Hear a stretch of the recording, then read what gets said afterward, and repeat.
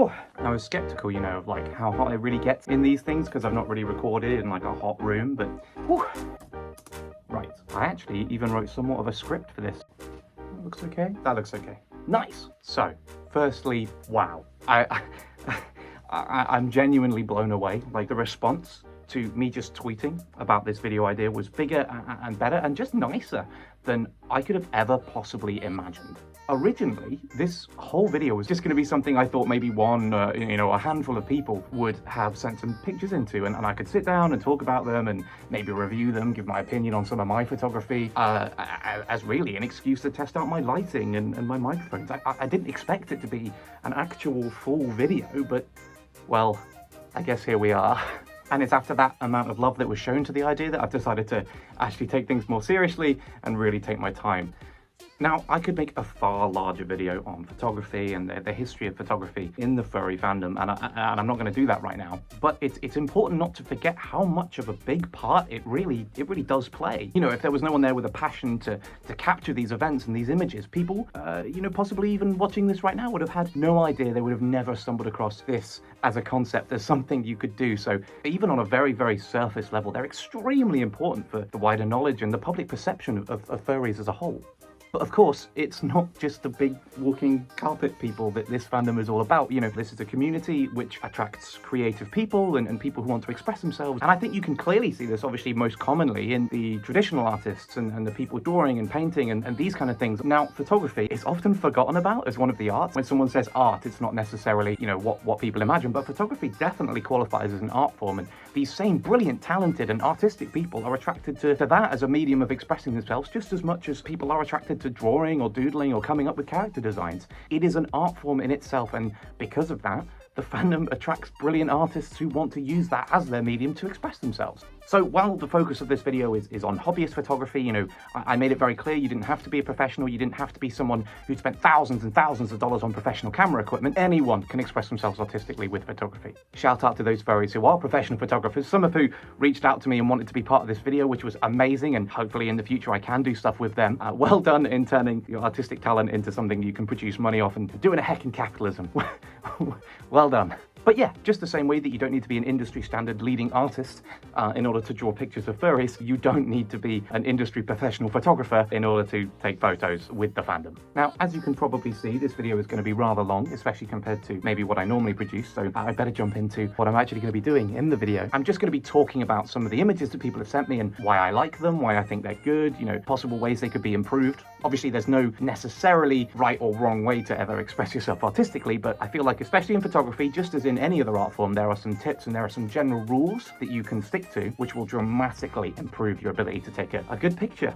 I've also tried to include at least one image from anyone who submitted something towards me to be used in this video. If I didn't show an image and you sent it in to me, perhaps I just didn't get time. There were just a lot, so do not take it personally. It's just my opinion anyway, anything I talk about on any of these. And I'm trying to be nice here. I'm trying to create a good space. I don't want to be negative. And it's actually because I got sent so many that before I even talk about ways that I could possibly improve some of them and give my review or more in-depth critique of some of these images, I just like to play a little montage that I put together of just some of the pictures that I was sent. It was incredible to see the talent that people have, and I just thought I'd pick some of my favorites, some of the ones that I perhaps didn't have time to talk about, but I still very much wanted to show people, and put them here for you now.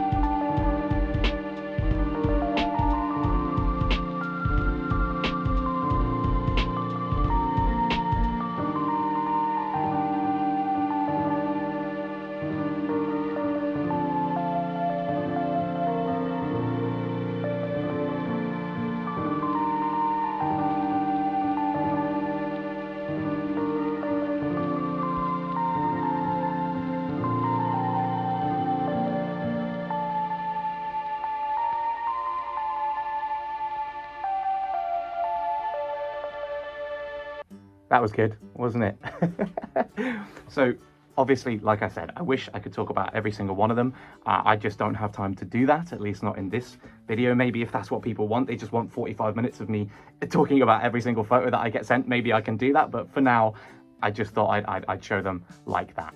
Anyway, I feel like now it's time for me to actually get to what I was originally going to just do in this video, which is select a couple of the images which I was sent, who I feel like with only a small change, with something done slightly different, could dramatically improve them. Now, this is nothing to be taken personally by those people whose images I've selected. They're still nice, they're still good. I'm not saying they're wrong or terrible. I'm just merely pointing out things which I feel could subtly but greatly improve the quality of your pictures that maybe you can go out and you can use. Now, obviously, I make these same, quote-unquote mistakes all the time. These are things that we all do. My main hope is actually just by talking about these things, not only can it improve the photography of the people whose images I'm showing, but those who are watching this video can think, oh, maybe I can try that, or maybe I should do that on mine, or oh, mine will sort of have that issue as well. And they can learn, and they can just subtly improve the work that they do, because we're all trying to learn, we're all trying to be better. Me too. I mean, it's not like I take the best pictures in the world. I make these same mistakes all the time. I've got to use a computer now with paws. Look at that, that's difficult. Okay, so the first photo that I want to cover is by joshywooful. Sorry, by the way, if I pronounce anybody's name wrong in this video. I'm awful at that kind of thing. Now, this is quite a good image. I mean, it's interesting. Obviously, we've got a fursuit, which is adorable. I think it's Xavier Fox. I don't want to get that wrong. But yeah, we've got the fursuit, and we've got a really, really cool car. I know, obviously, photography of cars is a very popular way of taking pictures.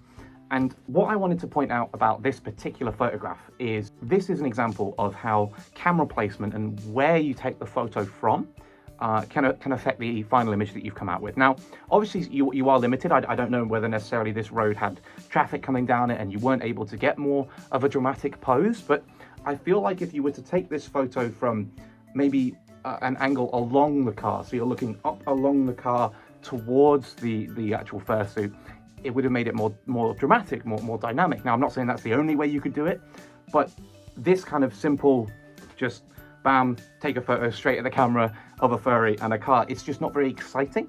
And it's this repositioning, it's this ability to think, you know what, I plan to stand here and take a picture just straight on, but I'm gonna lie on the ground, or hold my camera above my head, or go closer or further away, or maybe try a portrait shot, or something to differentiate the framing, something to change the angle at which you take the photo, just to make it that little bit more interesting, that little bit more unique, so it catches people's eyes better. So it's not wrong, it's not terrible, it's just I feel like when you were there taking the photograph, this is one of those times where, in occasions where you can't move the subject, don't be afraid to move yourself. Even if you plan to take a photo from one particular spot, or you see loads of other people taking a photo from one particular spot, if you want to go and lie on the floor, or hold your camera above your head, or climb on a wall and within reason, take a shot from a more interesting angle, it can really add a lot to a photograph. So yeah, don't be afraid to move around your subject if you can't necessarily move them. Now, this one here is another example of framing. So I would see, I understand what you're going for with this picture. I mean, there's some sort of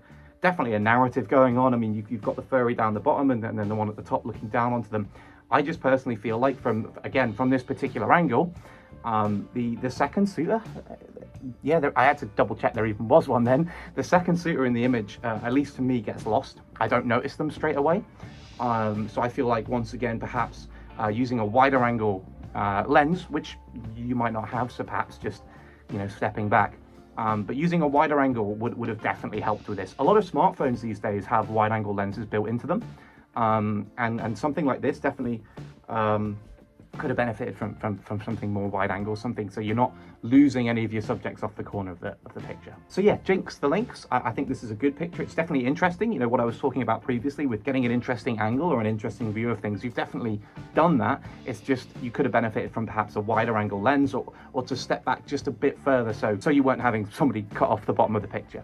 All right, this is, I know who you are, but I've never actually tried to pronounce your name before. ExodusArias? ExodusArias? I have no idea. I'm sorry, I don't. Now, this is a picture that I completely love. I think it's fantastic. It's just one tiny little thing really, really bugged me. And I feel like the image would be better without it, and I had to mention it. And that was just on the right-hand side of the photograph. you've got part of the wall or maybe a railing or something going on, and I feel like just something as simple as cropping that out, like literally just, you know, on Photoshop, on MS Paint, if you have nothing else, just crop that off so you've got the wide open on one side and then the leading lines and the wall on the other. It's a brilliant photograph. I just feel like that bold line on the side on the right there really boxes it in. It really distracts you and it makes you feel kind of almost claustrophobic when really it should be wide and open on the right hand side. So yeah, fantastic photo, but it's one of those things where just 2 seconds in Photoshop would in my eyes, you might think differently, but in my eyes would dramatically improve it. And you know, that's something we can all learn from. I personally am guilty of not wanting to crop my images. Whenever I take a photo, I'm quite in love with the original framing, even if it could be so much better with just a simple crop. So it's something I personally need to work on as well, so I understand what it's like. But yeah, this is an example of where just cropping something very, very slightly would make a better photograph, in my opinion. Now, BleeBalazs,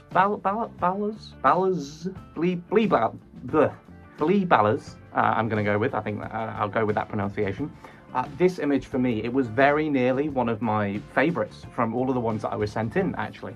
The reason why I put it in this particular section is just because I wanted to show that, again, with framing, you have people talk about frames within frames, and a whole lot of complicated artsy nonsense, but this is an example of how if you just, when you were taking the photograph, moved very slightly to the left or to the right and framed those two figures through that window inside one of those little gratings to kind of frame them inside the picture itself, that would have had a brilliant effect. And even if you'd done it slightly to the left and one of the lines was actually breaking up the couple, you could write some essay about how that was deep and metaphorical and about the relationships of humanity if you wanted to. But I feel like just subtly trying to think about getting a frame within a frame is a really fun photographic technique that people can use themselves, you know, taking a picture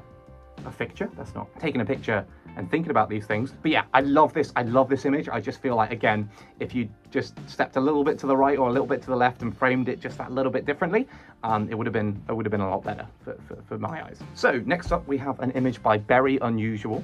Now this is a brilliant photograph. This is one of those examples where it's well shot, it's well framed, the character is well lit. I think you were using a flash in this, and I like the pose. It's dramatic, it's fun, it's quite a classic for, you know, fursuit photo, but there's nothing wrong with that, of kind of coming around the side of a tree.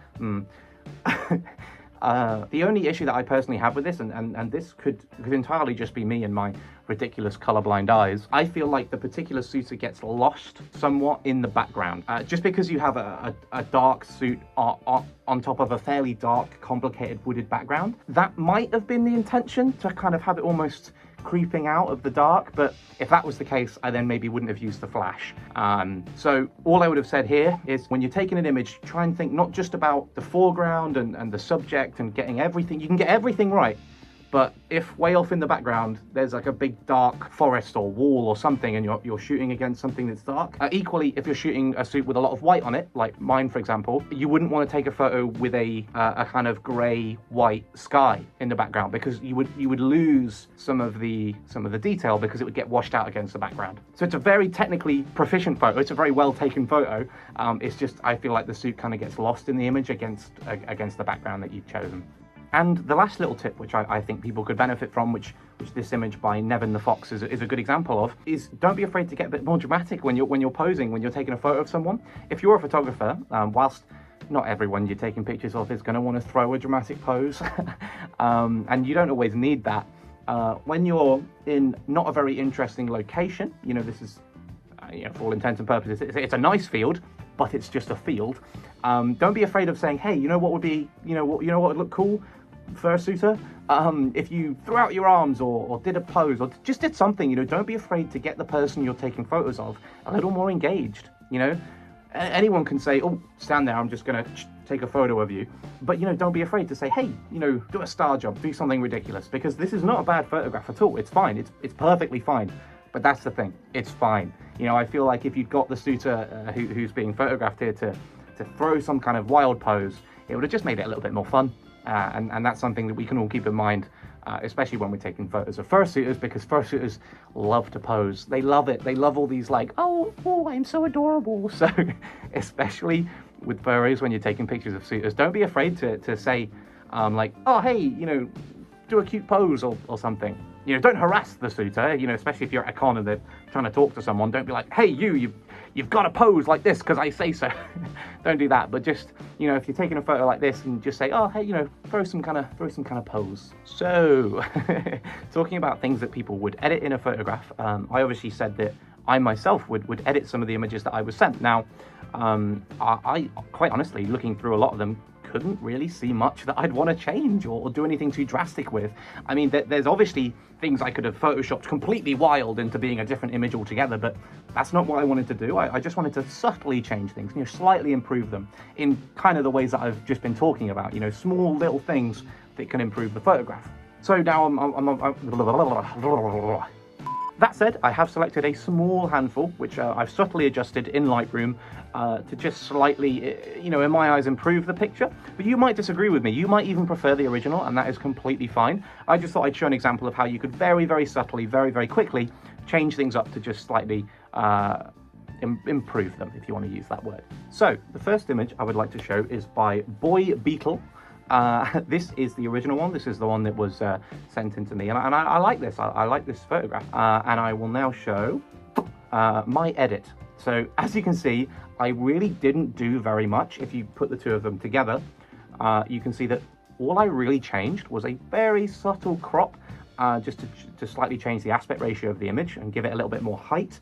And at the same time, adjust the colors very slightly and remove those two dots. I can't tell if they were lights or planes or maybe even stars. It's what happens when you take a longer exposure photograph, you know, at nighttime. A lot of the things in the sky or something moving across the image like that will unfortunately be blurred out. So yeah, as you can see, I really didn't do very much, but I think the changes are nice and just slightly subtly make it a little better. Again, though, you can completely disagree with me. Now, next up is this really, really cool photo by FoxdaleWolfien of a train. Now, I love this. I love the lights. I only really feel like it was too dark. Here is my edit. Now, obviously, because I wasn't working with a raw image file, a more particularly high resolution file, you can only brighten an image so much. There's only so much you can do. But I feel like I brightened it a little bit. I kind of oversaturated the colors just to kind of bring out those lights and make it a bit more magical and a bit more, oh, look, it's Christmassy and wintry and a bit more fun. And I did a crop to kind of let your eyes follow the train a bit more, because the train is really the thing you're looking at in this picture. And, you know, a bit of sky and a bit of trees doesn't really add anything. So, yeah, a fantastic original picture. It was just a little bit too dark, in my opinion. And that's my change. That's my edit. Next up, again, a really, really simple, subtle one. You can see the theme here. They all started off pretty good. All I really did was slightly change the colors to almost give it more of a vintage kind of film feel, because I feel like the architecture, something about it just feels like a sort of 90s, it's like almost like someone could film a skateboard video there. That's kind of how I felt. I don't know, that could just be me. So I desaturated the colors just a little bit, and I gave them a sort of film-like aesthetic. And then the darker path at the bottom and the drainage cover, I just cropped those out. You might be able to tell I have a bit of a bias. I like sort of almost panoramic, long, thin photographs. And I feel like doing that just removed another distraction. It was something that your eyes were forced to look at, whereas when you take it away, it's kind of a cleaner, softer, more pleasant thing to look at. So yeah, very subtle change again, but I feel like making it a bit more 90s vibe and cutting out the distractions has improved it just a little bit. But yeah, really, really nice original photo. FurryRyet. FurryRyet. I'm sorry, I'm so bad at names. The next image is by SeeItSayItDoggo, which is literally like my favorite at like anyone has ever had, which is it's a British train meme. So it might not translate to my American or worldwide audiences, but yeah, the whole see it, say it, sorted train meme. Anyway, so this is a really, really nice photograph that was taken. And again, I didn't feel like I had to do much to it. In fact, literally all I did was, again, remove another distraction. So in the top left, you've got a little bit of another building or something kind of poking through and intruding on the frame. I just removed that and slightly changed the tone of the colors again. That's it. This was almost another one of those ones which I really wanted to put in my sort of top 5 images, but I just felt like it just needed that little change. But I love this. It's got atmosphere. This is a very, very good image. But again, just slightly changed. You can see a theme, can't you? Now, finally, we have a picture by HiyuMarten. So Hiyu, this is an incredible picture. I love it. The look that woman is kind of giving to the furry is brilliant.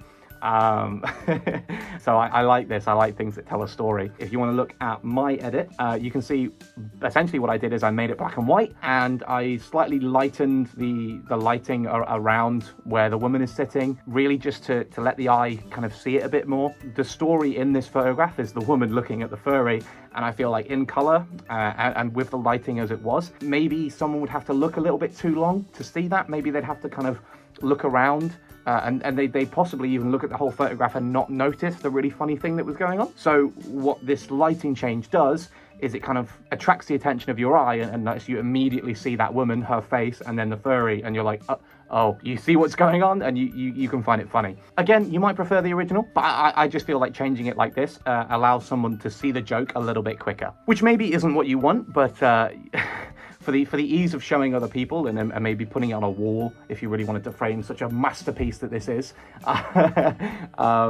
then I feel like it lets someone see it a little bit quicker. Now look, these were all very, very subtle edits because, well, the images that I was working from were all brilliant.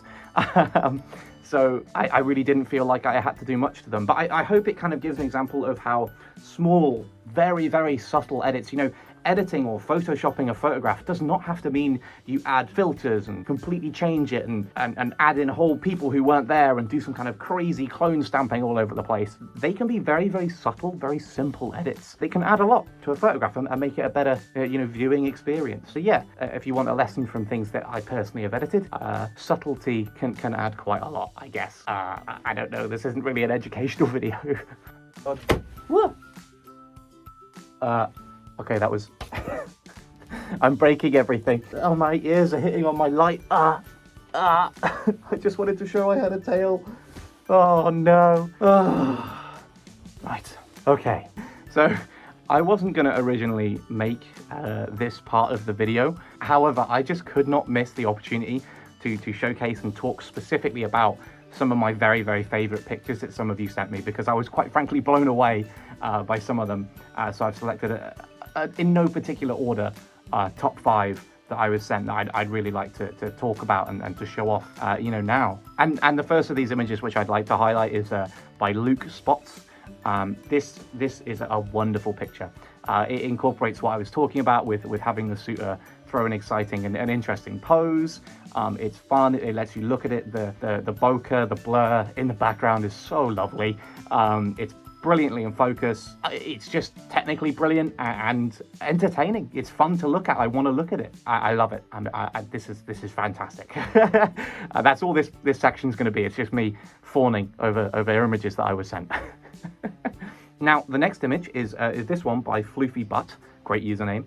I have since been told, since originally picking this image, that this was some kind of trend from TikTok or something like that. People putting the glasses and the sheet on and everything. But even with that, even with this not necessarily being original as an idea or a concept, I still love it. I think it's interesting. It got me thinking. I'd not seen something like it before. I thought it was very, very odd. It was taken with just a phone. So it shows you can take fantastic images now with modern smartphones. I mean, that's definitely the case. And on top of that, the framing, you've got the whatever they're standing against with the background and the colors and the contrast, the kind of muted tone to the whole thing, the look, the way they're looking off and up, and the hat. It's just really, really well posed. It's very well taken. I would not see this out of place in a professional photography gallery of portraits. This is very well done. Even for the trend, and I did look online and see what kind of pictures other people took following this trend, this is definitely the best one of them that I've seen. So yeah, I love it. I think it's great. Next up, we have this one by Fruv.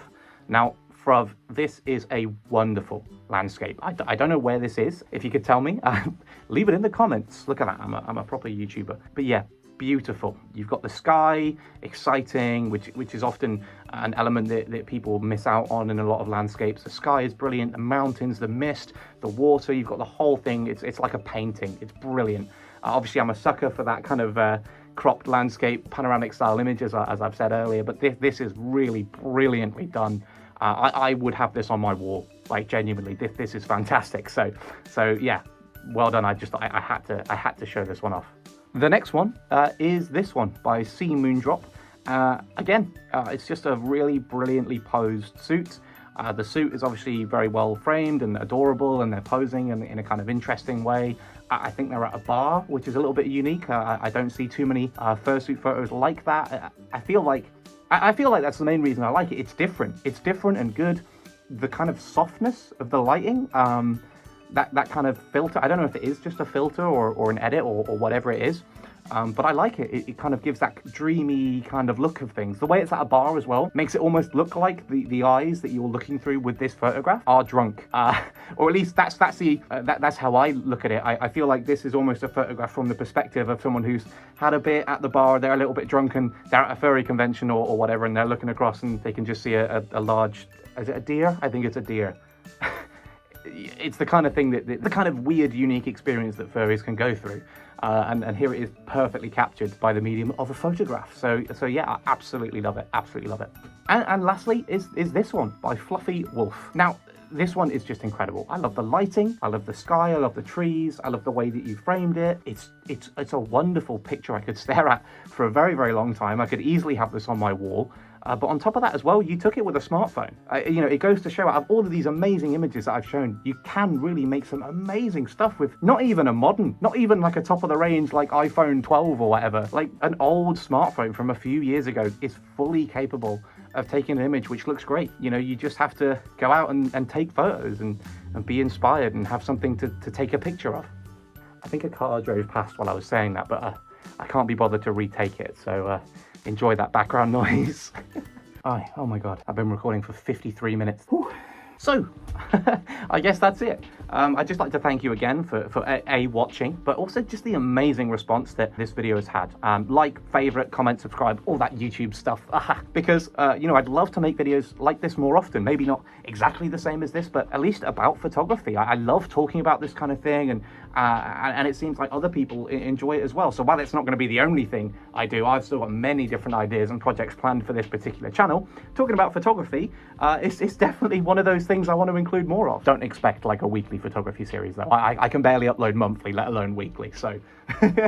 Now, about the concept of making this a more regular series, obviously the world isn't exactly normal right now, early 2021 here. Hopefully you're looking at this from the future and thinking, oh, what a time that was. If there is, of course, anyone in the future able to watch it.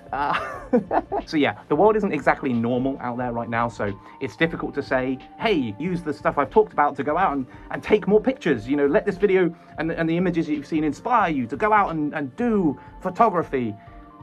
It's hard to say that because the world isn't really set up to have that as a possibility right now. So what I've decided to do for my next video talking about photography is to, instead of asking you to go out and take some more images and send them to me, is to actually have the people who watch my videos and the people who follow and interact with me review and talk about my photography. I've spent some time talking and even criticizing to some degree images that you've taken, so it's only fair, right, if you can edit, change, and talk about what you might do differently and better in some of my photos that I've taken. Now, that's going to take some setting up. I'm not quite sure exactly how I'm going to do it yet, so if you want to be involved in that video, then basically just follow me on Twitter. And, I'll tweet about it when it comes to the time where I want to do that. But yeah, should be fun. Anyway, I hope that I have shown that the fandom is a place for creativity in photography as much as it is in any other art form. And not only is it a fantastic place for such creativity, but it's not all just fursuit photos or con videos or that kind of thing. And it's not all professionals with thousands and thousands of dollars worth of equipment. Most of these photographs were taken on smartphones, on cameras from several years ago, on things that they borrowed off someone else. Anyone can take a brilliant picture. So yeah, thank you to all the amazing people who sent photographs in for me to look at in this video. Without you, literally, there would be no video. So cheers. And yeah, just, go out there, take more photos, enjoy being a furry and a photographer. It's a great way of expressing yourself, having fun, and I hope that maybe you've picked up at least one tip or piece of advice, or hell, even just seen an image that's inspired you in this video and made you want to go out and take more pictures. Obviously, when you're in an environment and a world which is safe to do so, because yeah, it's fun. I love it. I love photography, and I'm happy to see that so many other furries do as well. Wow, It's literally just, the recording, it's just reached 1 hour. It took me exactly an hour to record this video. Oh my God. I really need some kind of outro, because this isn't gonna do. You should subscribe, by the way, and watch that video, because it's one of mine. Stay fluffy. That's not being my outro. I'm not saying that.